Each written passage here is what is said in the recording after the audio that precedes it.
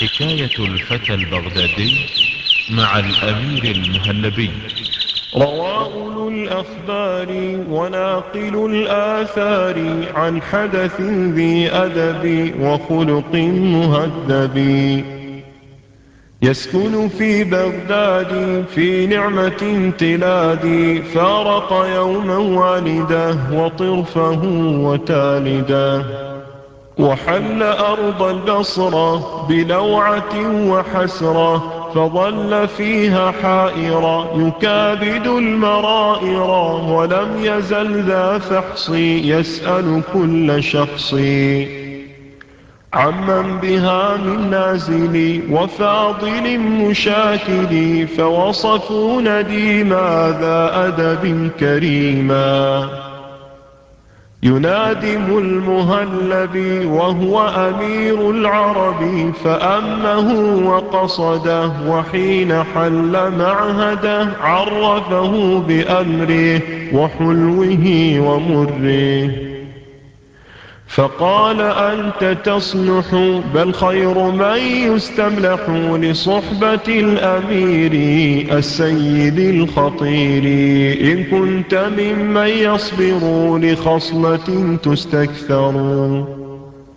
فقال أي خصلة فيه تنافي وصله، فقال هذا رجل لا يعتريه الملل من افتراء الكذب في حزن وطرب، فإن أردت قوله فصدقن قوله في كل ما يختلق ويفتري وينطق، حتى تنال نائله ولا ترى غوائله. قال الفتى سأفعل ذاك ولست أجهل، فذهب النديم وهو به زعيم، فعرف الأمير بفضله كثيرا، حتى دعاه فحضر وسره عند النظر، فراشه في الحال بكسوة ومال، فلزم الملازمة للأنس والمنادمة،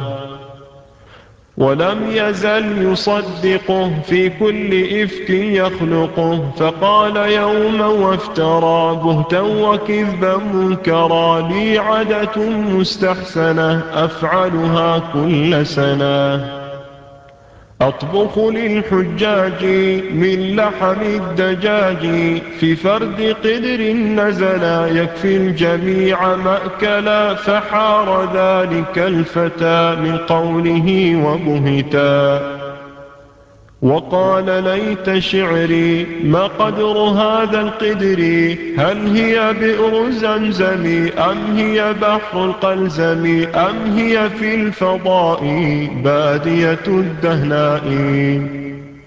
فغضب الأمير وغاضه النكير، وقال ردوا صلته منه وقدوا حلته، وأخرجوه الآن عنا فلا يرانا. فندم الأديب وساءه التكذيب، وعاود النديم لعذره مقيما، وقال منذ دهري لم أشتغل بسكري، فغالني الشراب وحاق بالعذاب، وقلت ما لا أعقل والهفو قد يحتمل، فسلي الإغضاء والعفو والرضاء. قال النديم إني أرضيه بالتأني، بشرط أن تنيبا وتترك التكذيبا.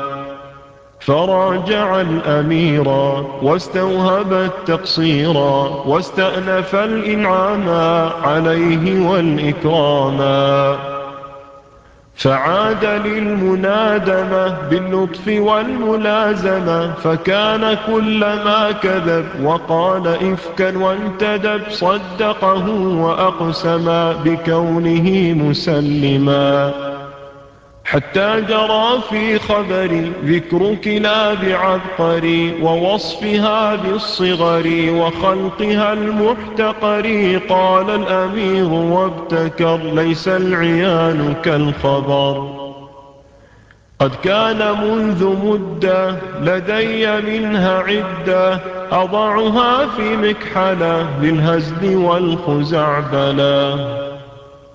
وكان عندي مسخرة أكحل منها بصرة فكانت الكلاب في عينه تناب وهي على مجونه تمدح في جفونه. فقام ذلك الفتى يقول لا عشت متى صدقت هذا الكذب شاء الأمير أم أبى. ورد ما أكساه به وما حباه وراح يعدو عاديا من البلاد ناجيا.